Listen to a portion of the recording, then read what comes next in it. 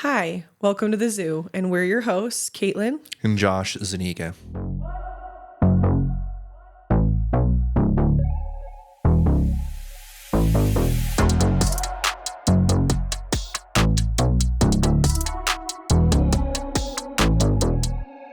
Okay, well, we have Sam here today. I don't know if I should say Sam Hobson Fairman, right? That works. All of the names. Okay. I was like, why not keep all of them, you know? I know, I love it.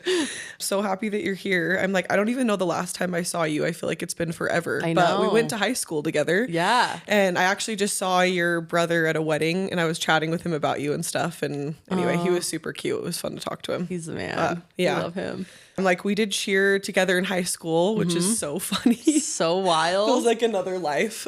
Literally. I was actually thinking about that on my way here. Like the whole cheer world, how much it taught me. It's so funny. I'm the type of person that puts meaning behind literally everything. And so I'm like, cheer literally gave me life, fundamental lessons. It's so lame, but No, it's true. true. Yeah. Because I feel like, I don't know, people will ask you, so what sports did you do in high school? And sometimes I'd be apprehensive, I did cheer. But really, it's pretty hard. It's really hard. Yeah. Getting up early alone, I'm the Yep. times that, I don't know, I was just wow, we did that, We did that. If anything, we learned how to, get up early and work our asses off. So True. Can I swear on here? Yeah, no, you're fine. No, you're good. After I said that, I'm like, No, sorry. you're fine. I just remember in high school too, I was we weren't super close or anything, but because I can't remember, were we on the same team for a year or not? You were a year ahead of me. So you were a year, we weren't on the same Okay. team. I just missed you. So you were a Yeah. senior when I was a freshman. Okay. So Yeah. were you on sophomore when I was varsity, or was No. it JV you were sophomore?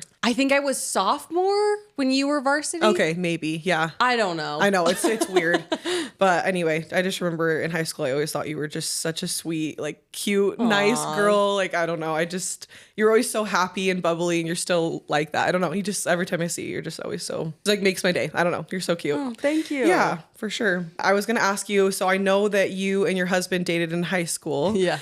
So I want to know, I know it's probably a super, super long story, but just, I guess, how your guys' story went and everything. Yeah. I would love to know. Just, yeah. Yeah. Well, I'll make a long story as short as I can. Yeah. Without leaving out the juicy details. Yes. But Yes. yes. So we dated all through high school. We dated for 3 years. And it was so bad. It was so bad. Dang it. It was so toxic. High school though, yeah. Relationships are hard. Yeah. No one knows what they're doing. There's so many emotions involved. It was so bad. So yeah, it didn't end well at all. We parted ways at the end of our freshman year of college and absolutely hated each other. Oh, wow. I didn't know it was that. To that point. It was bad. Oh, dang it. Okay. It was to the point where we would we'd go into a bar with my friends. Yeah. If I saw Elias, one of us would walk out. You didn't even want to talk. Yeah. No. Yeah. It was so bad. And it's funny because now we look back, now that we're back together, it was there was just so many strong emotions. It was we hated each other because we loved each other so much. Yeah, that's what I was going to say. Is it your first love? Do you feel both of you? Okay. Yeah, Okay. totally. Yeah. Totally. It was about 5 years in between. So we hated each other for 5 years. And I dated someone else in between, and he did his college thing, dated around, whatever. I had my single moments as well. And so we got those experiences. Did you go to the same college or no? No. So he Okay. went to Westminster. I went to the U. Okay. Yeah, which was the best thing that could have happened is this break. We kind of started crossing paths a little bit more towards when we got back together, but really the thing that solidified it was there was a music festival happening. This is Bonanza. It was over in Heber. It was literally the best music festival. Do they still have that? No. Oh. They lost their liquor license or something so weird. Oh, But okay. if anyone's listening to this has any pull with that, bring it back. We want it back. It was literally Yeah. the best. They had Rufus de Sol, Zoo. They had Odessa the year before. It was crazy, the lineup. Wow. Anyway, so I was Utah doesn't really have festivals anymore, right? No. We have Twilight and those little kind of, I guess there was a Love Letters one that I saw, but Oh. I don't remember where it was at. Anyway, I know there's a few, but not as big as Coachella or anything. No way. Yeah. There's DOS too. If you're in the rave true. scene, I think that's probably one of the bigger ones. Or and that's at Saltaire, right? yeah, Okay. it's fun. It's exhausting. Yeah. Anyway, but yeah, so this music festival was literally perfect. We're in Heber, like the scenery was amazing, like location, everything, lineup was so good. And I had gotten us free tickets. And so I had 2 free tickets. So I got one for me, one for my best friend. And I was like, okay, I got our tickets. Yeah. You find us a place to stay. She's like, done. So her boyfriend at the time was staying in a cabin with a bunch of friends that were going. So we got a room there. Awesome. Didn't really know details. We get there, we get to the cabin, and I walk in, and lo and behold, it's Eli and his brother in the kitchen. Oh and my it literally was gosh. like, at first, that was the first person I saw. And so your friend had no idea he would be there? No. Oh, okay. No. So Well, it's hard when you have like, I don't know, mutual friends that do the same things and then like, I don't know. Yeah, but that's still a lot. You're like, okay. I was like, oh, okay. And like the people, I should have had some sort of inkling because we were staying with mutual friends. Like, so my friend's boyfriend is best friends with Eli's little brother. Does that make sense? Okay, friends. Yeah, that makes sense. So it was like all of their friends. So I was thinking I was going to see them, not Elias. Yeah. And so I walk in and they all know our history too. Like we all are friends. And you hadn't seen him for how long at that point? Like it had been years or no? No, I had seen him. I actually had seen him like for the first time in a long time at a bar, like a couple weeks before. Okay. And it was like this whole. So it still wasn't maybe as shocking, but still like not. Yeah. Oh. Yeah. And like we were like fine, like at the bar, but like it was still weird. Anyway, so we walk in. And everyone goes silent. Oh, that's so awkward. I can like totally envision this. Oh my God. So Yeah. it was hilarious. So anyway, we're all really nervy and it's weird, but whatever, we're dealing with it. We stay on separate sides. And then we get to the concert. We got a couple drinks in us and it was fine. we lost, that like edge. And then immediately I remember the moment we were like in like one of the shows in a crowd. I'm like slightly ahead of him. And like suddenly I'm like, I'm going over to Eli. And I just like grabbed him and like was a barnacle to him the rest of the night. Wow. And the rest is history. So and you're just like, we're like, let's reconnect. yes. Yeah, exactly. Sometimes though, music can do that to you too. Oh, You're like in your totally. feels. I don't know. I just feel like at concerts, sometimes you're kind of just in the moment and it's fun. And you're like, we had good times, right? And then you just start talking and whatever. So that's super cool though. At that point, when you guys reconnected, did it take a while? Like, did you date a while before you got married or? I wanted to date longer. Oh, really? I didn't know we were getting engaged as soon as we did. Oh, okay. But I knew Eli was my guy. So it was fine. Because at this point, how old were you when you guys reconnected? I was 24. 24. Okay. And then, we dated for a year and then got engaged when we were 25. I think that's pretty good. That's like better than the Utah average. Totally. Yeah. Totally. Kind of outside I was of like, the your stereotype. frontal cortex is developed, right? According to science, that's a good time. But I think my thing was like, because of the state, like the Utah standard or whatever, I feel like once I got into college, I have tried so hard to stay away from all that. Like, I don't identify as the typical Utah person or I was LDS. I grew up LDS. I'm not anymore. Yeah. And I think in my mind, like I didn't even want to get married. Like I wanted to pull like a Goldie Hawn and like Kurt Russell situation, just be like life partners, Like that sounded fun and exciting. Yeah. So when we got engaged, I was like shocked at first. Literally called it off at one point. Because you're like, this is a lot. This is intense. A lot of commitment. This is like the law we're dealing with. This is crazy. And we're 25. To me, like that's so young. And I'm like, if I do get married, I'll be like in my 30s. But you just, things don't go as planned. But obviously it was the best thing that has ever happened to me. And I'm so grateful for it. But I was really nervous at first. Yeah, no, that makes sense. I think everyone has nerves getting married. Like you said, it's just an intense decision. Yeah. You're like combining your two lives, And totally. so, because how long has it been now that you've been married? We've been married just over 4 years now. Oh, wow. It's been longer than I thought. 4 years. Yes. Okay. So you're not yet 30, or you are? I am 30. Oh, you're I turned 30 now. This year. So we dated. Okay. So I guess we've been back together for 6 years. Okay. Yes. You kind of just, I don't know, when I see photos of you guys and stuff, it just seemed like it really was meant to be, though, that you guys got back together. you. Like, and yeah, I just remember seeing your wedding photos too. And I don't know, it just made me happy, because sometimes like I had a boyfriend in high school too. And I don't know, it can just be tumultuous, like you said, and hard. But I think it's so cool when you have like all that history and then I don't know, you just build something even better too, I guess. Like, and you kind of can maybe leave some of that stuff in the past and kind of start new or a new chapter and stuff. So anyway, I'm super happy for you. That's amazing. Did you like going to the U? So I went to the U for my first 2 years and it was really hard just because like I was so like being on cheer and everything, like I was so involved with school before and like the student body and like I don't know, I really, what I've learned about myself is like, I have a really hard time transitioning in life. Like clearly with like my engagement, freaked out. Like with like getting into college, I freaked out. I like didn't know how to navigate this new world. Yeah. And also being just like a tiny fish in a huge pond. Like it was just overwhelming. I couldn't meet anyone. I wasn't in a sorority or anything. And so, and like all my friends like went on missions and this is when they changed the mission age too. It was my year. So like, even my girls like left. Oh, wow. So it was, and we weren't expecting it. And like, it was just all at once. So, I remember that. That was wild. It was wild. Yeah. And then I was like, am I going to go on a mission or am I not going to be in the church anymore? Like there was just so many life choices. Big decisions. Yeah. And then with Eli, I'm like, we can't be together anymore. Like everything changed and I just didn't have the tools to like know how to navigate that. Yeah. So I wish, I mean, I don't want to like, I shouldn't say I wish. It was just harder. I would have done it so different now that I am on the other side of things, but I was just struggling for a long time. Did you live on campus or did you live? No, I was commuting. And I think that also played a role too. It was just kind of like, I'm watching all these other people have this awesome experience and I'm so adjacent. Like I'm not even, I'm not a part of it, but I am. Yeah.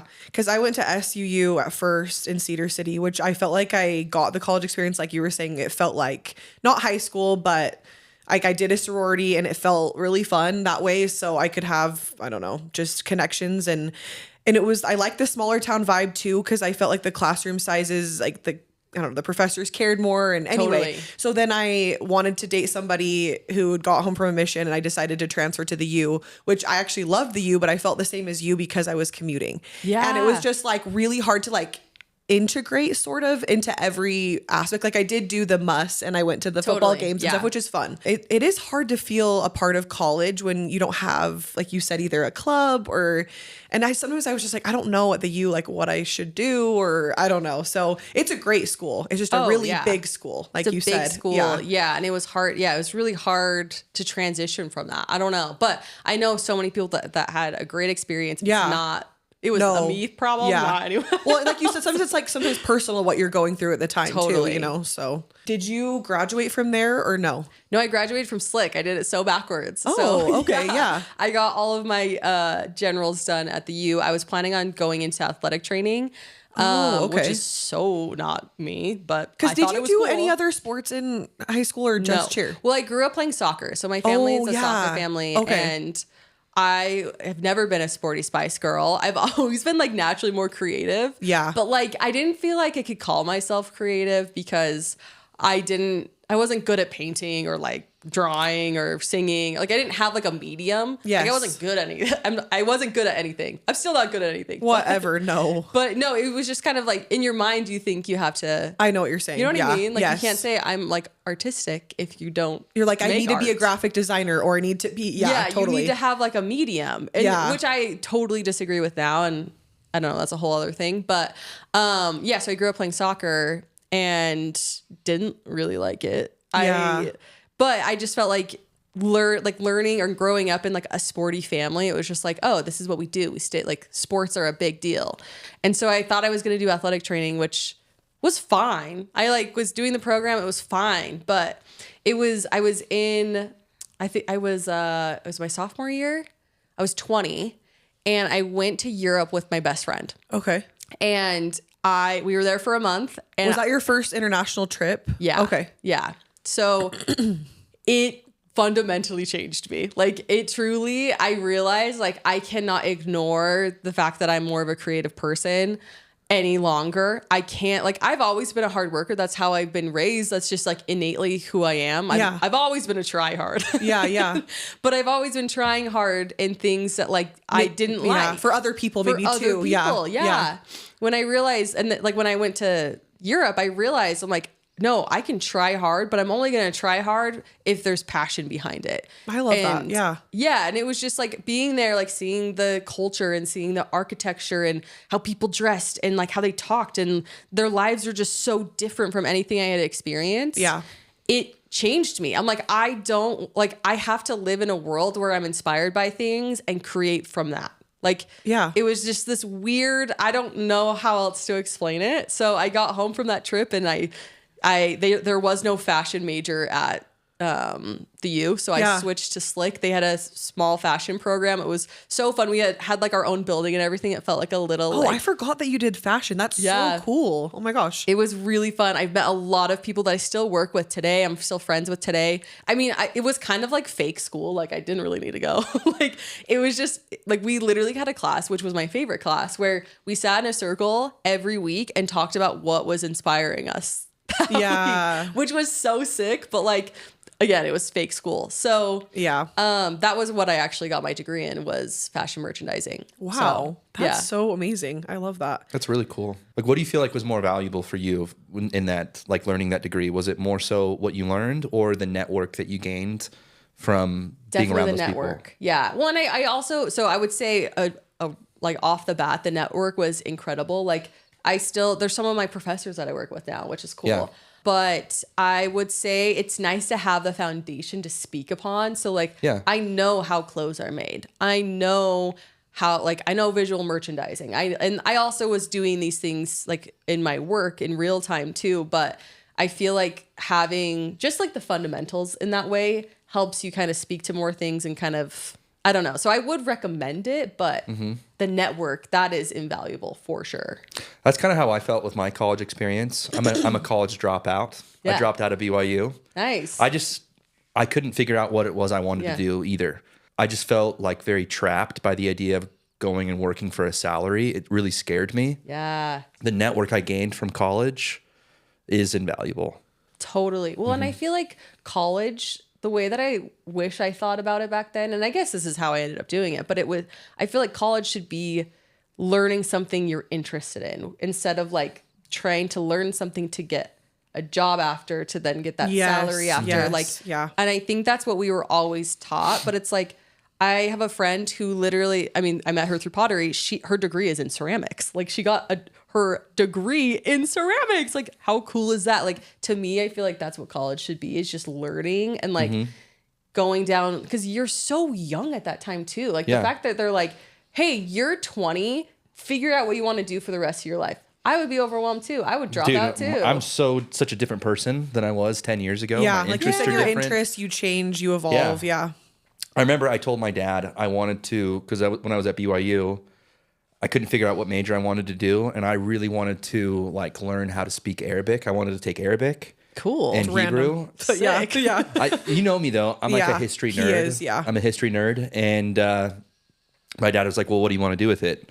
It's like, well, I don't know. I didn't know at the time. That's always the question though. Like, so what do you want to do with that? Yeah. You're like, but what if I don't know exactly? So my dad discouraged me, and then he realized, oh, you know what? He could work for like the CIA or something. And then he like re-encouraged me to do it.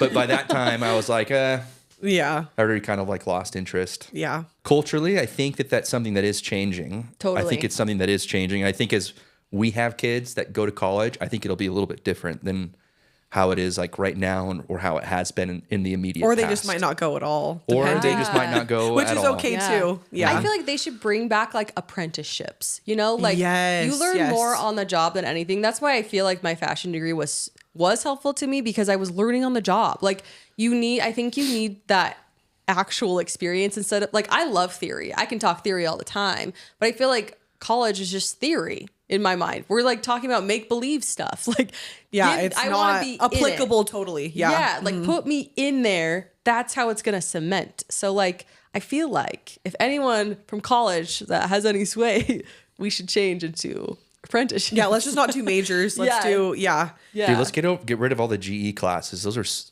I got so burnt out. It's like, dude, when have I ever needed to use the Pythagorean theorem in my life? Yeah. Never. Not once. I've never needed to use calculus. Or when you can't use a calculator for a test, and you're like, I'm going to be able to use this later. Why not? That was the biggest lie. You're not always going to have a calculator. It's like, it's not true. We got them on our phones now. No, literally. Take it if you're going to be an accountant or whatever. Yeah. Like an engineer. But I'm in fashion. I don't need to know these things. But I am jealous of people that do like, I don't know, I've talked to people like a friend did like an ultrasound technician or like these really, really intense, like you said, it's almost like an apprenticeship because it's very narrow, but it's nice because then you know for sure this is what I'm going to be doing. Yeah. But then I also see what you're saying because I felt so overwhelmed with like the major choices that I wanted something really broad so I didn't have to choose. Yeah. But then I'm like, I can see why people want to choose and go more narrow because then they have something set up for them for sure. So I don't know. College is just interesting, but I'm like grateful for the experience though, you know, Totally. like you always have to be, but yeah, that's just interesting. I'm mostly grateful for the experience. Yeah. Yep. Mostly grateful. It can be traumatic in a way too. So I don't know. Like you just go through a lot, like Sam was saying. I don't know. So, well, I was going to ask you, so I talked to your brother kind of at the wedding and he was saying that there were some like arenas that you had tried like after college that like didn't totally work out and that like it was hard kind of for you to figure out. Cause I know you have your own podcast now, your own business. So like what was the path that kind of led you there? Yeah. Well, so going with fashion. So I decided to open an online clothing shop, which was an I remember that actually. Yeah. Oh, it was abysmal. I had no idea what I was doing. It was like I made every wrong choice. What was like, it called? Elk. Oh, Elk. Yeah. Okay. Yeah. And I feel like I remember it being really cool though. Thanks. Honestly. Yeah. Thanks. Yeah. I had an idea. Like I had a vision, but like did not know what to do with any of this. I can still see you doing that though. Like Really? Yeah, I Thank honestly you. can. Yeah. I mean, maybe I don't one know. day. Yeah. I want to do a lot more. I don't know. I have like the entrepreneurial bug. So I've got ideas of doing other businesses in the future, but we'll see. Okay. But, yeah. so I did that and it was so bad. Like in every way, it blew up in my face. And I was starting from like ground zero, not even ground zero. I was starting from like way behind. Like it was so bad. And I lost all confidence in myself after that. Oh, I'm like, that's hard. Yeah. yeah, it's like you hear all these stories, especially back then. That was like girl boss era where everyone's like, I just took the leap and now I have this multi-million-dollar business. And you just only heard that. Like you didn't hear about how to do it or like the nitty gritty. So I was like, oh, well, I want a multi-million-dollar business. So I'm just going to take the leap. Well, and you had passion, like, and yes. you have talent. So it's like in your mind, you're like, this could work out for sure. You know, you have hope and everything. Yeah. So. And I thought I could do it. And no, I couldn't. And maybe I could have. But anyway. Maybe just like it wasn't the time though, too. I don't know. There's so many factors. It's not like, yeah. Well, and it goes into like the idea of like apprenticeship or being like the experience, because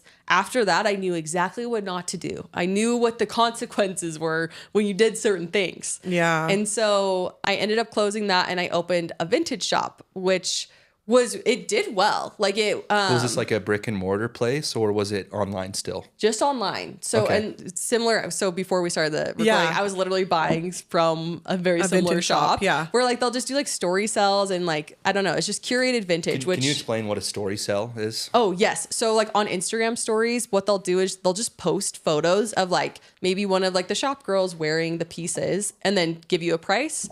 You just DM them if you want to buy it and they'll send you an invoice. And so we were doing that like at an early stage. Like there weren't a lot of vintage shops doing this yet. Yeah. I was going to say that. I feel like there's a lot more now, but back then I don't think there were, as many. Which I love that there's more.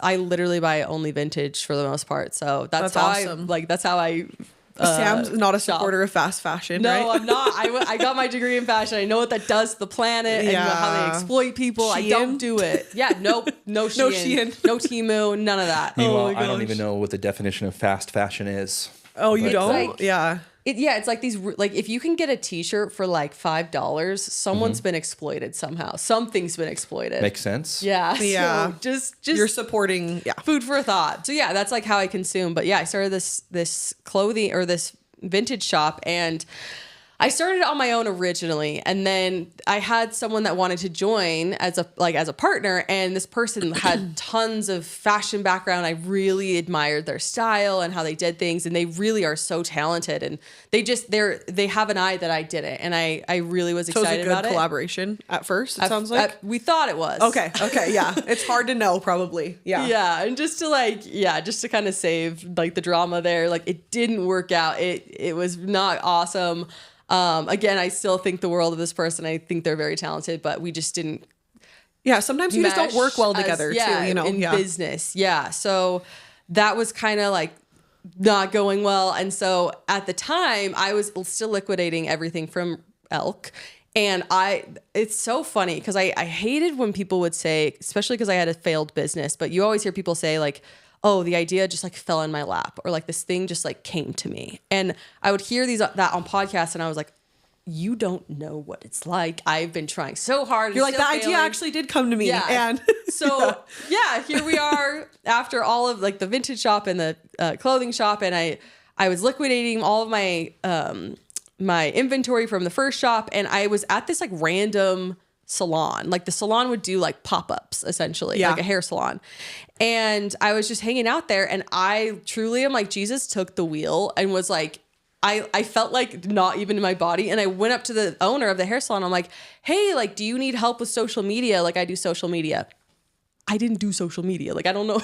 You're just going for it. Yeah. Like, I guess I did. I worked at Free People, and I helped with that social, and I learned a lot from them. They were, leaders at the time on social, and I got access to that, which was really cool. And so you had some, experience. And I built my own personal brand at that time. Yeah. That's what I was going to say too. Like your own. Yeah. Yeah. So I like knew how it all worked. I had a good eye. I'm like, yeah, I can do social media. So she was like, actually, yeah, I've been looking for someone for a long time, blah, blah, blah. Like, I would love to work with you. And that was my first client. And then I was also working at a med spa around this time, just as like front desk, so I could get discounts. Yeah. And same thing. We were at a meeting, a team meeting. And again, Jesus took the wheel, and I walked over. Again, I'm not feeling my limbs. I walk over to the owner, and I'm like, hey, like, I noticed that you're running the social on your own. Like, I do social media. Do you want some help? Like, I would love to like step into like head of social media here or something. Wow. Got the role. Like, wow. Nice. So yeah, it was this weird, like, okay, like something took over me. I can't even say it was my idea because it wasn't. Yeah. But that's actually cool though, that you still like, obviously you went for it. Like you felt the push, right? Yeah. But then to have the confidence to say that, and then they're thinking, okay, this girl knows what she's doing. You have to kind of have that presence, or they're not going to be like, yeah, let's do it. Yeah. You got to fake it till you make it. Yeah, exactly. And that's the same, like you were saying with networking, that's the only way kind of. Yes. Like you're selling yourself, and you're like, take a shot on me, and then I'll learn and we'll grow. Right. And so, but that's still intimidating. Oh, like, 1000%. Yeah. And then it was like, I suddenly had like 4 clients, and I'm like, I have an agency. This is crazy. Yeah. Because at that point you're like, okay, maybe I could make this into a business, right? I just started seeing, and I can kind of get into this later, but like at first, like I saw the potential of like, there's so much money here. Like there's people are willing to pay. It really transforms businesses. I'm doing good work, and like it's still early. People haven't found people that are good at social. Like it's harder to find that. This was 2019. So this was, so we're in social, but like brands on social. It was evolving though too. And it always is with like different apps, I feel like, and everything too. Like, I'm sure, I don't know, you know a lot more than I do, but I'm just saying like more apps will come. And then, so it's cool. But you got into the time that was, like you said, before it all kind of was blowing up. Totally. I'm sure, so. Even and like same with like the freelance social media managers, that wasn't really a thing yet. That too. Like now they're representing brands. Yeah. You find them all over, and that's awesome. There's a need for it, so it's great. But back then there wasn't a lot of it. There were some, but not a lot. And so you found the niche. I found that. Yeah. So that was all like kind of more towards the end of 2019, and then 2020 hit with COVID. And that's actually when I totally skyrocketed. That's what I was going to say, because it's not like you have to go out and be in person probably for some of these things. So exactly. Like their only presence, or the only way they could talk to their audience was through social media. Yeah. And like email marketing and all of that. But like social was such a direct line to audiences at that time. And so for a lot of my clients, I was their only like employees still on payroll. Like, wow, it was one of those well, things yeah, and then layoffs and stuff, and like we don't need you, right? Exactly. But they needed you still, which is amazing. So I got really lucky, and that's where I started getting most of my clients. And then, yeah, 2021 hit, and I landed my biggest client yet. And that really gave me the credibility. Are you allowed to say the name? Oh yeah, and okay. you know her. Okay. It's Fawn. Jenny. Yeah. Okay. I started working with Jenny. I guess now Jenny Wecker. It was Jenny Kinghorn, but yeah, I don't know who this is. Yeah, so she is like she has diaper bags, but it's like kind of evolved too. Like yeah, so it started as like a diaper bag company. And Jenny, the founder, her background's in technical design, so she designed this diaper bag that's actually like cute for moms, not like all the weird characters. Yeah. Like a lot of real ugly ones. She made it with the mom in mind, and people ate it up. Yeah. I was going to say, I don't know if you remember, but I have like, they call it like a Fawny pack, but it's like a... Did you buy one of her bags? Yeah, but it's like a tan... I have it. It's a tan checkered bag, and it's... What is it? Like it's like a fanny pack. A fanny pack. It the fanny pack. Yeah. But yeah, it's like a leather, like a really well-made like fanny Yeah, pack. I remember it. Do you know what I'm talking about? Okay, anyways, Crossbody. yeah. But she went to high school with us too. So Yeah. she's such a boss. Like, Oh, yeah. she's so cool. Yeah. Like, you guys should, if you guys can get her on. You Yeah, guys should I have her actually on. was messaging Jenny not that long ago, and she told me to email her. So there's a chance she'll come on too, which would be super cool. But She yeah, literally is my idol. I'm obsessed with her. She's so smart, so cool. We started talking, and it started off as we just did their rebrand. oh yeah, And I just like did a retargeting of their audience, and it was just kind of like a one-off project. I was really excited about it. I put all that money towards buying myself a new laptop. It was just like, okay, cool. And then we kind of like, it dropped off for a couple months, and then I get on a call with her and her CEO, and they hired us to literally do all creative direction, all marketing. It was the biggest contract I had ever signed for a client that I was so passionate and excited about. So that's awesome. yeah, it was huge. And it just took the one, and that's what I kind of always tell myself is like, it just takes one person to say yes, and everything changes, you know? So I'm curious, when it comes to brands like this, what is the spectrum like with your involvement in the vision of building the brand? Do they give you usually guidelines to work within? Or do people ever just like, hey, this is kind of what we want, build it? I would say we mostly deal with the latter. So people usually hire us out when they have an idea, but they don't know how to bring it to life, or like they've tried to bring it to life with their team and it's just falling flat. Like that's the thing. Like, and this is what I learned about like, you know, growing up, being more creative, but not having the skill set. Like I've really learned now that like, yeah, you can have a vision for something, but if you can't execute on it, then it's just a dream. And so that's like what I've loved about the agency is being able to, intake all of their vision and, you know, really understand what they're going for, and then bring it to life and actually create the content to make sense, create that tone of voice for it to like all align, to really like understand who the target audience is and speak to what they're excited about, and like just dig in that way. And instead of it just being like, yeah, like we really want to hit like this type of audience and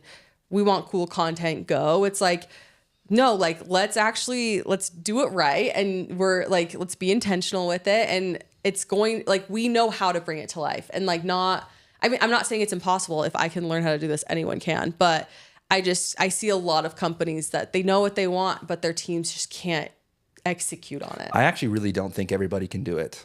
Really? Like, no, I don't. Because in my business, I kind of fill the visionary role like you do. Mm-hmm. And the honest truth is that we're unique. Yeah. And when it comes to businesses, we're the only people that are irreplaceable within the business. Totally. It's a weird thing because I grew up also not feeling very creative also. Mm-hmm. But then I realized that business, and not even just like business, but leadership, influence, like creating an impact, like that can be a medium. Yes. Okay. Yes. I have been geeking out on this idea for the past like year or so, where speaking to mediums, I feel like building a business is its own art. Like it's its own art. It's its own medium. And so I love that you just said that, because leadership is its own medium. Like having that real impact is a medium. And I think, we don't let ourselves think of it that way, because we've always been trained that like creativity or being an artist is drawing, painting, dancing, acting, whatever that is. Yeah. But really, like, if you think about businesses, we're building worlds. We're building these little mini like universes where it's like we have our own vernacular, we have our own style. This is how everyone dresses. This is how like this is what we're all into. You can find us here. Like it's a world, and you're building it from scratch. Like if you're gonna say an author of a book is an artist, then so are we if we're building these 100%. Worlds. I've like over the past 2-3 years, I've really felt like, and not to get like overly religious or churchy, but I feel like it's a spiritual thing. Totally, like, I agree. It fills my spiritual cup, sometimes even more so than church does or reading scriptures. Like, I really think, and I don't know like where you're at like religiously, but I feel like it's a part of God's purpose for us is to create. Totally. And to be like, because he's a creator, he's our father, he wants us to create. It's just a natural part of our heritage from him to create. And I just feel so lucky that, I don't know, my brain is weird or just built the way that it is, because as visionaries, we get to create. And yes. The other thing about it is that not all visionaries have the skill set or have the drive to build the skill set, to build teams around them to implement the vision. Like it's very rare. Like it's rare enough to be a visionary as it is, but it's more common to be a visionary and not have the drive to do anything with it. Mm-hmm. So people who are visionaries and can build teams and build visions, that's so rare. And it's irreplaceable in this world. Absolutely. Yeah. Well, and I think that's like you were saying, like it's a spiritual thing. It's like, it's almost like, I mean, I'm not a mom, so I can't really speak on this, but there's so many moments where I'm like, we've created something from nothing. We literally have brought something, or like, I don't know, co-created with whatever you believe in, God, the universe, like, and brought something out of nothing just from our brains, or like, I don't know. I think it's really cool. And I feel that as like everything that you're saying, like I'm not religious, but I am very spiritual. And I feel like business actually is so spiritually led. It's crazy. There are there are times when you're like I said, Jesus takes the wheel. And like I say that facetiously, like whatever, but like it's just there's things that just happen sometimes, and you're like, there's no way I did that. I just trusted and it worked out, and that was like, thank God. But yeah, I feel like I will say I think like vision, I think is like it's within you, and I think work ethic can be taught. Like I think that's something that, if anything, like some people are born more talented than others, but I feel like if I can outwork you, then I'm still gonna win. Oh, you know 100%. what I mean? Intention combined with work ethic can beat talent all day long. Yes, exactly. Yeah. And I think like work ethic and, you know, having that grit, it comes with experience, and it comes with like, I even think this is why it's so nice. Like it's good to have hobbies, or like go to the gym, or like be a runner, or like whatever that thing is for you, to learn how to like push through plateaus or push through hard moments, because that's really what business is like all about. Like if you can have the grit and like you can push through the uncomfortable moments where other people, even if they have a bigger vision than you, they're more talented than you. If you can push through those uncomfortable moments, you win. Like you do win. That's how it works. A lot of times it's about endurance, you know, yes. Like a lot of companies or visions, like they begin with a bang, you know, but then they fizzle out real quick. Yep. And I think a lot of that has to do with the visionary's personality and their ability to lead. So I had a lot of questions, and the reason why I'm super excited about it, not only are you like friends with Caitlin and you guys go back a super long way, but it's not often that I get to sit down with another visionary, because we speak, in a lot of ways, we speak the same language. Yeah. Even though my business is pest control and killing bugs, and yours is fashion and social media, like the principles of building out your vision and creating is kind of the same. Totally. Oh, totally. So how did you discover your passion for social media and brand building? Did it kind of just happen as it happened? Because it seems like it was kind of like a light bulb moment for the social media. Yeah, I feel like what really, for social media in particular, and I know I said like I don't do social media before I did all these things. I guess like what kind of married that for me, or like solidified that for me, was actually when I was working. So I just worked at the store at the Free People store, so nothing like crazy. But back then, like they had one person at every store very involved with social media, which they were such a leader back then. So it was like 2014, 2015 time. So it was like so cool. And we were learning real time, like how to create, like be really intentional with creative and watched how that like converted. And I also at this time I was the visual manager, or merchandiser. So I would arrange the entire store based off of what we needed to sell. And I learned how much money one table could make us in a week. And like back then, I guess now they like get, guidelines of how they have to make a certain wall look. Like back then they let us go rogue. Oh, that's cool though. It was so cool. Like they like taught us like, design principles and how to make it all work, and then which pieces they're pushing and how to sell those. And what I loved, and this is why I love social so much, was I am a creative, but I want to know what that's producing for me. And I could actually calculate every week how much a table was producing for me. And I thought that was based off of my creativity on how I styled the table or how I styled the mannequins and putting reasons behind all of that. And so the same thing goes for social. If if I go take someone out and style them and shoot them in a certain way and, get a specific shot, and that suddenly we get all these, back then it was like likes for everything. It's like we got a ton of likes and then a ton of followers just based off of one post. That's sick. That's like literally quantifying creativity. It was so cool to me. So. That is cool. I've never thought of it that way. I've never thought of social media that way, but it totally makes sense to me. It's like they're key performance indicators that you can measure your efforts against. Exactly. Yeah. Where I think, like in other ways, now that I'm older, I don't need KPIs for my creativity anymore. But back then it just felt so cool and satisfying. Yeah. So you feel like that kind of was like the hook. It's like once you realize that. That was like my drug. I'm like, how much can I make from this? how can I beat my personal record? I don't know. I felt like that with sales, because I did door-to-door sales for a long time, like really like over a decade. I remember talking to my dad growing up. I was like, Dad, was there ever any indicator that I would ever do anything entrepreneurial? And he was honest and told me no. Yeah. So I wasn't like super creatively expressive in any way, but once I realized that I could create money out of thin air through the power of persuasion and like through a value exchange, like if I can get somebody to believe that what I'm offering them is worth what they're willing to pay for it, then it's like, wow, you can create things out of nothing. Like if you style a table a certain way, it's going to be worth more or worth less.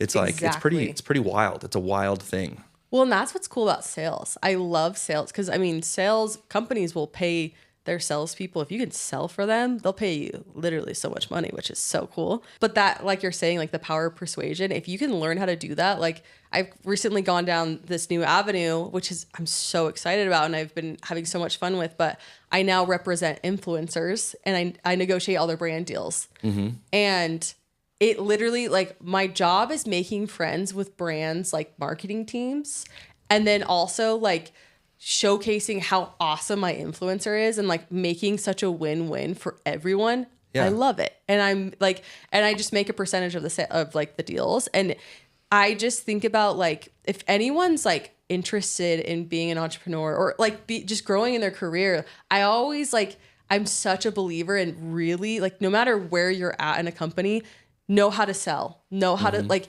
you are going to be the best asset to not just your career, but whatever company you're at, or if you have your own business, if you can sell, if you can make these connections, if you know how to be persuasive in like not a slimy way, like if you know, like you said, it's that value exchange. Yeah. That is the most like valuable thing you can do for yourself. I agree 100% with you. When it comes to brand building, in your opinion, how are brands built? I feel like brands, it's kind of going back to the idea of like the way I look at a brand is it's an entity, it's a person, it's a world. You've got to look at it as like you're entering or you're creating your own little universe. So I feel like having vernacular that you always use, like maybe it's like certain words, like in the sauce world, we always talk, like we refer to ourselves as sauce girls. Like, and I saw that. Yeah, like and that's not just the team, it's our community too. Like we have an interesting world where we have our clients and then we also have young girls that are wanting to work at Sauce or work at a company like Sauce. And so anyone, like they're Sauce girls. Like if they identify with us, they're Sauce girls. We say slay a lot. We we type in all lowercase. Caitlin says slay all the time. Yeah. It's so cool. Yes. Yes, like whatever, like we always use trendy, like vernacular, whatever is trending at the moment that we jump on it. Like there's just certain things like that, but also like how,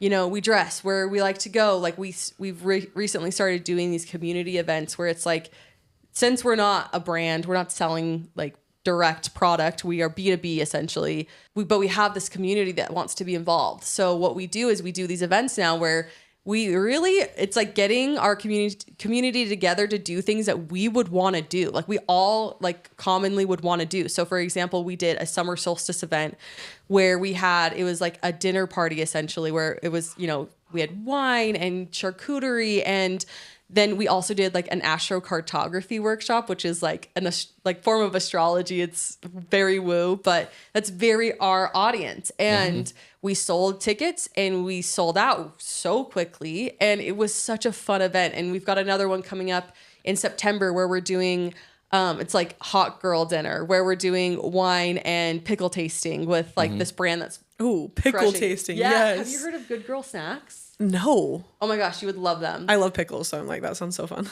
They make pickles. They call them hot girl pickles, and they're like really good pickles. Oh my You need to get gosh. some for Heather. Yeah, I know. My cousin's obsessed with pickles too. It's so funny. You should. Oh my Yeah, god. so fun. So yeah, we're gonna be doing that. That one's in New York on like a rooftop bar. Like it's like stuff like that. Or like we want to, we're gonna be doing one in October where we're painting ceramics. It's like just leaning into like who is our audience, and we create it for them. Like what stuff that we all want to do together, that's how we build it. So I would say, yeah, you got to think about it as like it's an entity. It's not just a brand and you just slap a logo on it and call it a day. It's like, it's a lifestyle. Well, it's a part of you too, Yeah. right? Yeah, because it's something like you said you all enjoy, and then it starts to feel like a community, maybe even like a sisterhood too. Yes. And I love that. Like when you feel connected, I think it makes such a difference, Exactly. Yeah. So something that I think is interesting and where we do differ is that I completely understand the language you're speaking when it comes to this with building my own world with Zunex and Toro marketing.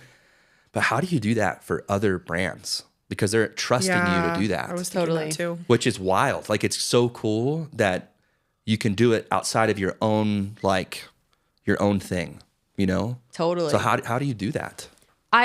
There's a few things. Well, one, I'm such a believer that it also has to come from the internal team. So the way that I've set up my services is we're building the foundation and we are navigating it with you, but like it also has to come from the team. So like, for example, we don't offer social media management. We only offer if we really identify as the target audience, because that's such an important role, because they are speaking on behalf of your brand. If I'm not the target audience, I don't know how to talk to them. I mean, I can tell you how to do it, but you're the one that knows how to deal with them on a day-to-day, right? Yeah. So that's my first thing, is the way that we do this is we have to get the like in-house team on board and all on the same page.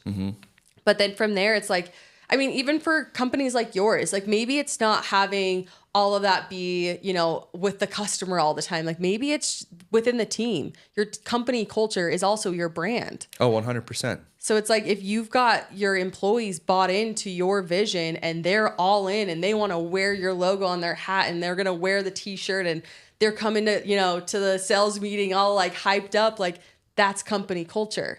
If you want it to go a different way where you're like, I want everyone to live their best life and like this is supporting you guys, and we come in and we talk about our personal goals and our company goals, and how do we all align those? Like everything looks a little different, but I think the biggest thing is like it comes from the in-house team, but where we come in is we'll build the skeleton for you, because a lot of people don't know where to start. They're like, sick, I'll do that with my in-house team, but don't like what? Like, yeah. What do I totally- tell See them? all come Like, together. I Yeah. totally get that. In my world, in home service-based businesses, it's really difficult to build loyalty for services that are kind of viewed more like commodities, like pest control spraying. You have to really find a way to differentiate yourself from one company to the next, because a lot of times, if you're not actively trying to differentiate yourself, it's all some old dude with a hand sprayer to the customer.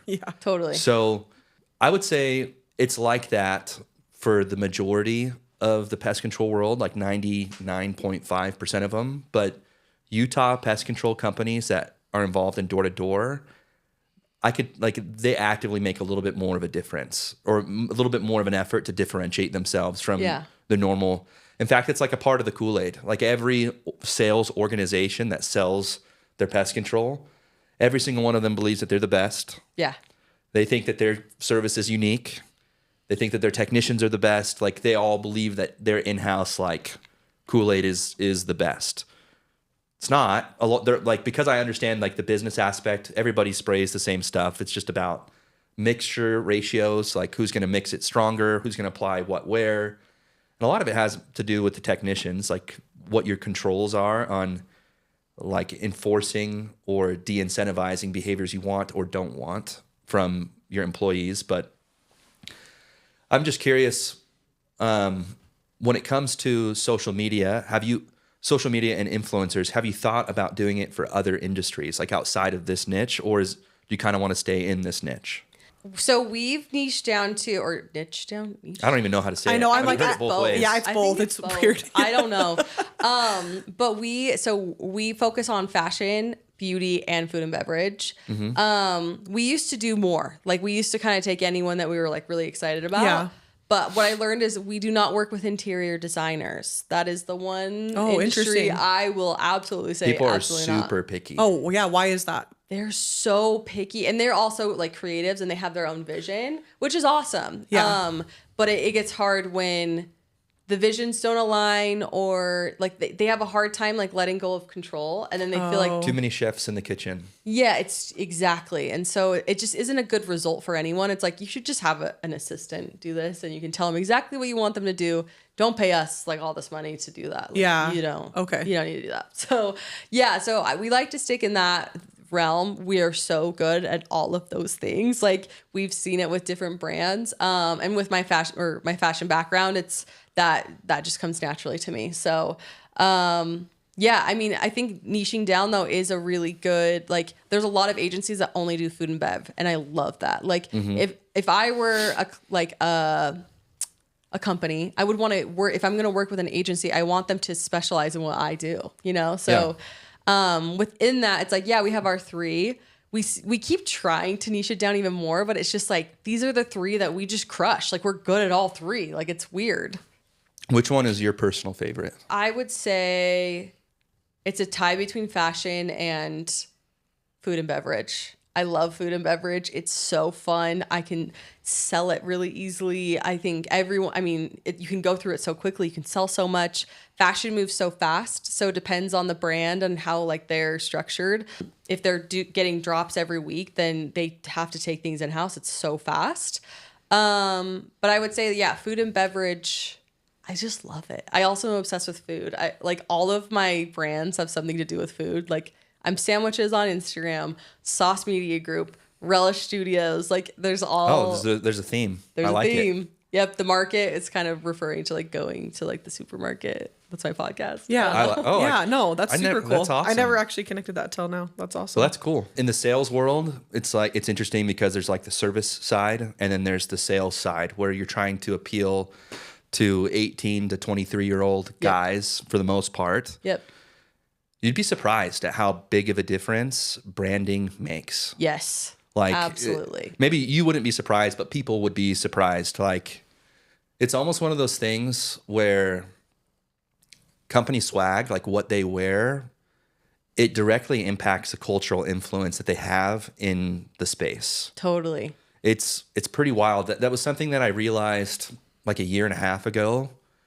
And I tried explaining that to some of my business partners, like what I had learned. They didn't quite get it.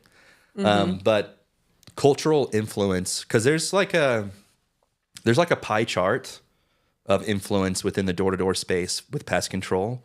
And the companies that have nailed branding and nailed like what they wear, they crush it. Like you can point out certain companies, like their salesmen from a crowd by how they dress. But I was going to say with pest control too, at least from what I've seen being married to Josh, there's a lot that don't really stand out. I don't know. I just feel like Yeah. that business can be kind of boring, I guess. Oh, totally You know, boring. like I'll see trucks driving around like just yesterday and I'm like, I like the name, but the truck's just black. You know, there's just nothing there that I would be like, oh, I want to call for sure. And like for me, I think it's more like I just am more visual and I Yeah. love things that stand out. And so it's been cool for me to see Josh kind of come up with more ideas, bright colors, kind of make pest control look cool Yeah. again, like rather than I'm just trying. Love. yeah, no, I'm yeah, not it's, anywhere but near it's as yeah, good at it, but but- it's like you're learning, you're growing, you're doing it, and I think because of the branding, like you said, that you've chosen with Zunex, it stands out because I don't see it as often in that industry, you know. No. So it's just interesting. And it's a market, or like in the space, there's a decent amount of effort being put into it, but like it's like a 2-horse race in some ways when it comes to who has like the coolest swag. Everybody else's is kind of similar, and then there's like maybe 1 or 2 that are have pretty strong brand presences. Like, and one of them is Vivint, and then another one is called Grit. I don't know if you've heard of either of them. I've heard of Vivint, not Grit though. Oh, okay. Yeah. So Grit does pest control marketing. They're kind of like mercenaries. They'll go sell for whoever pays them the most. They don't really do anything on the ops or service fulfillment side. And then Vivint, they sell home automation systems like security and stuff, but they just have like crazy budgets. And so I think that they have like their own in-house creative team that they like have on salary, Yeah. which I can't afford that. But the effort that they put into it definitely makes a difference. Totally. I always use this example, but this is like house cleaning services, but I love coconut cleaning. I don't know if you guys have heard of Yes, them. coconut cleaning, green mango. Remember I talked to you last night about it. I was Yeah. like, I wonder if she's heard of green mango or coconut cleaning, because I bet she'd like them. Yeah, they've done such a good job. Like I found coconut cleaning through, they like offered to clean my floors. So you've used their services before? Yeah. Okay. And their branding is so on point. Their social, like even they sometimes still post like still images, and I still like it. Like they do such a good job. So if you're someone looking for branding examples, I feel like coconut cleaning, I love what they do. Even like their vans are that blue color they all wear the blue I've seen shirts. it. Yeah. Like, it's just so It's like crisp and it's clean. crisp. Yeah. And like I love working with their teams too. It's just like a bunch of young boys that are just like they're go-getters. They want to do well. And like I don't know. I just like it. Like I feel like the service is so easy like to book, and like I just loved the whole experience. And so, but it all started with the branding. That's what got me. I'm like, oh, I like this blue. I keep seeing it, and they keep repeating the same type of visuals, and like I get it. I get what they do. I want to hire them when I'm thinking about cleaning. I'm going to hire them to clean my house because that's what I know. That's what I remembered. So Do you feel like that's something that you could do? Is that within your niche to do something to do like branding that? like that? Yeah. Oh, totally. And like I said, we have our typical industries, but there are some outliers where I'm like, we would crush it, and that's when I take those on. So, for example, we have a really awesome client they sell windows and doors, which normally I'm like, that's not our niche. So it might be too close to interior design. No, they're awesome. They want to build a lifestyle of a brand. So we do all of their shoots. And what we'll do is like, we bring models and a family, and we set up like in their, projects and show what it's like to like live in a house with these windows and doors. What And, company? Epic windows and I doors. feel like I've heard of them. They're Do they sell awesome. door to door? Because a lot I of don't times know. companies that sell windows and doors will do it door to door. They might. I'm not Do you totally do those sure. photo shoots in like someone's house? Okay. So it's a lot of like new builds, or like we did one actually where the family was already living there and we shot with the family. And do you have a photographer that you always use? I was just curious. Okay. I have like a network. So Yeah, just you kind of like reach out. Yeah. depending on like what their niche is, what their style is. So the people the guy that I use for Epic is not who I'm going to use for a fashion brand. Like, exactly. Yeah. but I also have an in-house photographer who is so great with fashion and all of that. A lot of the fashion, do you shoot in your studio? Yeah. Okay, So that's what I thought. It lends to a lot of that. It's a nice blank slate, which is kind of why we started the studio, was not only to rent it out to other people and make money, but also to use it for our your clients business. and have an yeah. office. And I was going to say shout out to your studio. That's where we took our pictures. podcast Oh, yeah, pictures. So yeah. it was really I love fun. that. Yeah. Okay, I have some more good questions. What are your thoughts on leadership? How do you effectively convey your vision to your team? Those are two separate questions. You can So thoughts on leadership? Yeah, it's funny when I say these things because I'm not a parent and I actually don't even know if I want to be a parent, but I look at it as parenting. It's almost like training a dog. I don't know. Maybe that's a horrible example, but No, it's not. It's true. Caitlin's Yeah. heard me tell her multiple times. It's like you have to explain things clearly, like you're explaining it to a toddler. Yeah, exactly. So you're not incorrect. Yeah, and I view like my team as like, well, one, they need to have a steady force. Like thinking about like having a steady parent growing up, like you need someone that you can always count on, right? Like you're like, in crisis, I go to my mom or my dad, or I know my mom or my dad's gonna pick me up from school, or like having that constant where it's like a no-brainer. I know they've got my back. So that's kind of how I view it as like leading. I'm like, I need them to know that they can trust me, that like I hold up my end of the deal, and that like if they need me, I am here. Like that's a huge thing for me. But also it's teaching them to be independent still. Like I can't do their entire job for them just because they can trust me and be like depend on me does not mean that they should always depend on me. They need to learn independence. And so really empowering the team to learn skills and teaching them how to do these skills, and then letting them have the autonomy to learn their method within it. Or, you know, really like if they make mistakes, they're all going to make mistakes. Like I'm expecting you to make mistakes. Like you're not going to be perfect, but how do we recover, right? So it's just, when I think about leadership, I just think of my team in like a parenting role. I don't know. And with that too, it's like my energy I've noticed, I have a right-hand girl. She leads the team more than I do at this point, but it's all about like our energy at everything. They catch your energy so quick. So if you go in with a bad mood, they're going to have a bad mood. You go in anxious, they're going to be anxious. But if you go in hyped, they're going to catch that way easier. And you create this company culture where when we're on, like, it's not like we're faking it. Like sometimes like you're stressed or sometimes you're in a bad mood, but it's like, you can't like going in, you're not going to be snippy with your coworker. Yeah. It's like you give your coworker the benefit of the doubt, or like maybe you're a little more quiet that day and that's okay. But for us, like I really take a huge responsibility for setting the tone, and my tone that I want my team to have is like, we're hyped. We're inspired. We love our jobs. Like we're here to get our clients hyped on the projects we're all building together. Like that's really contagious. So I would say, yeah, you got to look at it as parenting. And then also like, I don't know, you got to set the vibe. Got to set the vibe. I that love 100% makes sense to me. Yeah. As entrepreneurs, pardon my French, shit always hits the fan. Totally. And a lot of times that comes with people that you're working with, like projects, like things go sideways, like you completely miss the mark, or it happens with your people. Yep. Like they don't stay within the guidelines you need them to stay within. Yep. They deviate.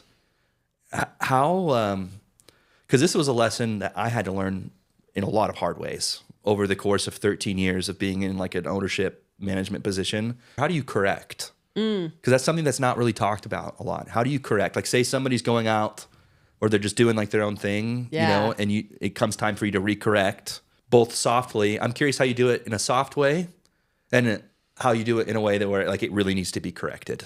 Yeah, no, this is a great question. So we really started down this road, I would say like early last year, because we had a lot of like what we started seeing, we had a team of 10 at one point, and really the top performers, it was like 4 of us really crushing it. And then we had people just riding our coattails and we're like, this is crazy. Yeah. So the biggest thing is maintenance. I'm such a believer in prevention. And what we do internally is, so we set up one-on-ones every single month where they are meeting one-on-one with my second hand, my right-hand girl, Talia. She's literally the best. I'm obsessed with her. She meets with them. I'm not on these calls so that there is like a level of like, this is your confidant. Like this is like who you talk to. You rely on. Yeah. Yeah. And so they meet one-on-one on Zoom every month for like 30 minutes and they can talk about like, how is everything feeling? Like, where do you want to grow? Like a check-in. Yeah. A good check-in. And they have like that moment, and it's regular enough that like, instead of getting a Slack where they're like, I don't feel good, or they're like holding it Or all it builds in, way too long. Yeah. And they just explode and then leave, or something bad happens. And it's like, no, we do this regular check-in. So they have that. And then we also do a quarterly quarterly eval where I also join, and we go through their performance and all of that. And we have these, like, I like having the designated time to speak on things, so people aren't on edge all the time being like, am I good at my job? Or are they mad at me? Or I'm not like over here, like, are they upset about something and I don't know? Yeah, like always wondering. Yeah. There's just letting out the pressure. There's always letting out the pressure, which is nice. Some release valves. Yes, exactly. And so that's been really helpful. On top of that, we've also implemented a strike policy. So I have this Google Doc that everyone has access to. It's linked in our Slack. It's linked on their payroll tracking. It's linked everywhere. And it lays out all of our policies and what it means if you don't follow policies. And so essentially, like, if they get 3 strikes in a quarter, we have a conversation. It could lead to termination. It could lead to suspension, being pulled off a client. It could be a slap on the wrist. It just depends on what we were doing. But there is a conversation, and that's really helped. And with that, even the maintenance there is, we have a Monday check-in meeting every Monday, and I go over a policy every Monday on this call really quickly. Just reminder, That's super smart. Yeah, like, these things are due end of day on Friday. Don't miss it. Like, so we're keeping all of these policies fresh. So if, like, for whatever reason, like, maybe they're like, oh, I forgot about that. Like, I need to make sure I'm doing that. Or, like, we always dress for the client's dress code. Like, if a client wears all black to their office, then we wear all black when we're getting content for them. So that's cool. Just like things like that. It's like those reminders, and it's not that anyone's dumb or can't remember. It's just like, we have so much happening. Just the reminder is maintenance. So I like to do those things so it doesn't become these crazy, like, uncomfortable situations, or people don't go too rogue. Because we are dealing with big budgets, and it's a big risk and investment for these clients. And I take that very seriously, and so does my team. But it's just, that's how we kind of stay in line and like stay within the expectations of what we've guaranteed the client, and keeping, like, company culture feeling good. That's super cool. A lot of people don't recognize, like, that's like how the sausage is made, so to speak. Like, that's the machine. It's like the framework of your world. Yeah. In order to keep it running. Yeah, totally. Your systems are also a part of your brand. Like, it all goes into this universe, right? So, But it's so much work, I feel like, to do that. But it pays off because it's so organized. And like you said, if something happens later, you're like, well, we had this conversation, and it's already in place. And they can't be like, well, we never talked about that. And I was, in the dark or whatever. So it's really I will good. say that in my years of doing this, I've seen an employer or a leader's ability to have maintenance or not have maintenance there's a direct result with company culture and how, like, messy things are if there's not maintenance. And the reason why maintenance, a lot of people don't do it, is because it takes effort. Yeah, I was going to say, it's a lot of It work. takes effort. it's work up front, but then once it's set, it's easy. It makes your life easier. It does. Do the work up front, and then Yeah. you will thank yourself later. Yeah. You will. Some people, like, they're visionary, or they're in a leadership position, but they just really struggle with having direct conversations with people. Me. Yeah. I'm that way. It's hard. Yeah. You're probably better at it than you realize. I don't know. But no, I agree with that. I think that is part of being a leader, though, is you have to make decisions, and you also have to, like, you have to be firm on your vision, because at the end of the day, if someone messes up, it's your name on the line, not theirs. 100%. I've worked with family for the past, like, 13 years, and the biggest lessons I've learned have been lessons from mistakes. Yeah. Which I want to ask you about. My biggest mistakes when it comes to leadership have been trying to lead from a place of friendliness first. Yes. And what I've learned personally is that when I lead, I need to lead from a place of clarity and firmness, like, so that things are firmly understood, they're clearly understood. That way I can hold them accountable in a way that's fair. I love that. Because if I'm trying to hold somebody accountable for something that they didn't fully understand because I was trying to spare their feelings, that's not fair. Yeah. the truth is, it's really selfish of me, because I cared more about what they thought of me than me being clear.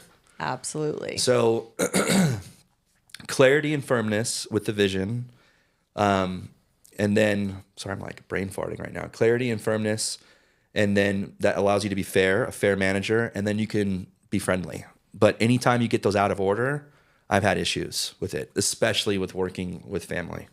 I love that breakdown. I totally agree with that. Yeah. It's so good. I think, and it's again, it's kind of going back to the weird parenting example I came up with, but it's like, yeah, you have to have your expectations clearly aligned. Like, no one can meet your expectations if they don't know what your expectations are. And there has to be boundaries too, I was going to say too, because there has to be that level of respect, even like you're saying with a parent, because anytime you cross that line and it feels like your kid thinks you're more their friend, It's a dangerous game. Totally. Yeah. It's a dangerous game with employees, and I'm sure it's a dangerous game with parenting. We're not there yet, but yeah. Here we are. We're talking about parenting, and we're like, yeah. So, I bet people are listening like, nice. Yeah. I'm sure like, no, as a parent, I can tell you you're 100% spot on. Yeah. Like Okay. there is 1000%. There's direct correlations between the two, It feels, which means you would probably be a really cool parent. sick. Yeah, you'd probably be a really cool parent. Okay. But so my last question for you before we wrap up is, what are the biggest lessons you've learned from making mistakes? I've learned all my lessons from making mistakes. When I say that, what are the couple, or like what are the few that come to your mind? I mean, going off of leadership, I think totally, like you were saying before, I've mixed up that order or even I've mixed up a huge thing that I've learned is I need a professional relationship with an employee before I have a friendship. So I never hire friends or family because there is a different level of respect. Not that they disrespect me. It's just they think we're friendly. It's starting with that friendly phase first. And like you said, that is it can be really tragic. And I've lost friends over it. I've lost I bet. It's hard. It sucks. And so I will not do that. So that's a huge thing I've learned. I've also learned that like no one can motivate me but me. So like really taking the time to make sure that I'm taking care of myself and also like acknowledging the vision I have. I'm a very vision driven person. And I mean, even it's been recent that I've been pulling myself out of this, but I was in such a slump where I had no vision because I was so in the weeds of my business. I'm like, I do the same thing every week and I'm like, I don't even know anymore. And I had to pull myself out again and be like, no, we're doing it because of this. And we're like, this is where we want to head. And this is what's so exciting. And to keep the excitement. Yeah. Yeah. So like, it's not frivolous. It's not like you really need to have those times to outline your vision and get yourself hyped up. It's not just fun. Like it is fun, but it also is crucial to any sort of passion or anything that you're trying to learn. You gotta hype yourself up. We're here for fun. Like that's the thing. And every industries are different, but like I literally am making content for Instagram. Like it's not that serious. So yeah, but it makes a huge difference though, like you said, so it's fulfilling. Exactly. Everything like I've learned has to be passion driven for me. So I mean, I could go all day about the mistakes I've made, but those are the first that come to mind. That's cool. Those are really important lessons to learn, that like if the passion's not there, you have to switch things up to get yourself above the weeds, you know? Totally. And not that we're ever above doing any aspect of our career or our job, because you've done every aspect of it. I've done every aspect of it. Like as gross as it sounds, I know exactly what a house smells like that has roaches in it. Oh. And I know exactly what a house smells like when it has bed bugs in it. Oh my God. Which Caitlin could tell you horror stories of times I've taken her with me to work, like as show and tell. But it's one of those things. I kind of feel that way too. Like during the summertime, a lot of times it's just maintenance mode, kind of babysitting 20-year-olds, getting them to kind of walk in a direction I want them to, like the salesman. But this time of year, Caitlin's been able to see it. I get really excited because I get to move pieces of like the chessboard around on the board and start making really big moves, because we're getting ready to open up 2, perhaps 3 new locations. Oh, awesome. Yeah, Congrats. so we're really excited. That's huge. Yeah. Yeah. And a lot of stuff needs to happen on the back end in order to make that happen. Of exciting things coming for Zunex, and I'm sure Sauce too. Yeah, and that's exciting. I'm like, I'm just excited to see your businesses continue to grow too. And it was just such a cool conversation, even for me. Like, I don't know, I feel like I'm not really an entrepreneur, but I see the way Josh has done things. That's really cool to see him build something that he cares about, and that he can, like you said, create his own world. And just hearing you talk about your world and everything, it just, I know a lot of listeners will feel inspired and just excited to maybe figure out something that they're passionate about too, because it's really hard to figure out, but it's a long journey. But like, I'm just proud of you for going through all those things that you did, and then finding something that you like, but it's intense though to make that choice, like no matter what, building your own thing. Like hats off to you. I think it's been so cool for me to see like my husband do that too. So it's really inspiring. Well, I 1000% couldn't do it without you. Yeah. You got to, like you said, you got to have the team. You have to have the people backing you too, trusting in the right people. There's so much that goes into it, but I just feel like it's so more fulfilling than a lot of like 9-to-5 jobs, which there's nothing wrong with that because there's security and a lot of those things too. But I always think about that. I'm like, I could go 9-to-5 again. That would be really, I know. I could sleep at night. That'd be sick. I know, it's true. Because I feel like with your guys' businesses, it's constant. And that's what's so hard. But I don't know. There's good and bad, right? With everything. Totally. And we're just out here having fun, like you said, like doing our best. Yeah. And I don't know. And it even feels like with the podcast at times, like I've felt like really almost like you said, you were pushed to do something. I felt like that with this, like that I just love like connecting and talking to people and learning. And so it's just been so cool to actually like have you on. I really appreciate, I know like your time is valuable and we really appreciate you coming on because I'm so excited about this too, like, and I feel like I haven't had that like fire in a really long time of like outside of being a mom and all these things. I'm like, this is fun, So it is like fun. it's, You should do these things like that. It's passion driven. Like that's what we're supposed to do. Why do something if it's not like, if you're not passionate about it, you're not interested in it. Like, and you can feel that, right? Hyped. Like this is fun. I know. Like when you were talking, I was like, oh, I love I'm just a really passionate person in general. So like when you're saying like you get to plan these events and stuff like that. And there's just so many avenues I feel like that you can go with business and this podcast. And so anyway, it just got me really excited too. So getting her hyped. But yeah. I'm hyped, guys. I know. I'm like, yes, guys, let's go kill everything we're doing. No. But anyways, thanks so much, Sam. It was so good to talk to you. And yeah, welcome to the zoo.